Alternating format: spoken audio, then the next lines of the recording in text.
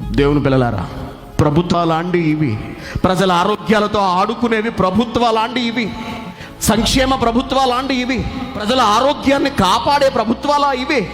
ఒక చేత్తో ప్రోత్సహిస్తూ మరొక చేత్తో నియంత్రించేస్తున్నామని డబ్బాలు కొట్టుకునే మోసగాళ్ళు వీళ్ళందరూ కూడా.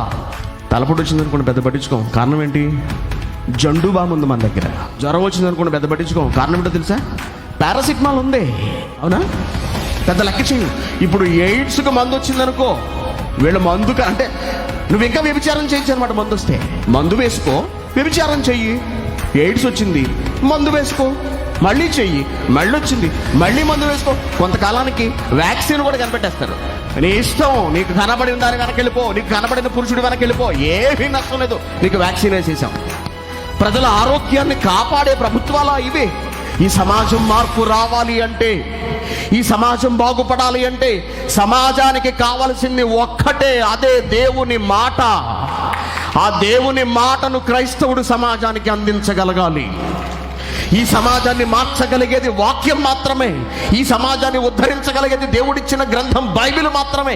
బైబిలే ఈ ప్రపంచాన్ని మార్చగలదు సమూలంగా. మనిషిలో ఉన్న తప్పుడు ఉద్దేశాలను, తప్పుడు ప్రవర్తనను తీసివేయగలదు. సర్వోత్తముడిగా, పురుషోత్తముడిగా, ఉన్నతుడిగా దేవుని ఎదుట నిలబెట్టగలిగే సర్వోన్నత గ్రంథమేనండి బైబిల్ అంటే. ఈ బైబిల్ను చెప్పాలి సమాజానికి. బైబిల్ని చెప్పిన నాడు, దేవుని మాటని ఉన్నది ఉన్నట్టుగా ఖండితంగా చెప్పిన నాడు, ఏ మనిషి అయినా సరే దేవుని కొరకు ఆలోచిస్తాడు, దేవుని కొరకు బ్రతుకుతాడు, తన పద్ధతిని మార్చుకుంటాడు.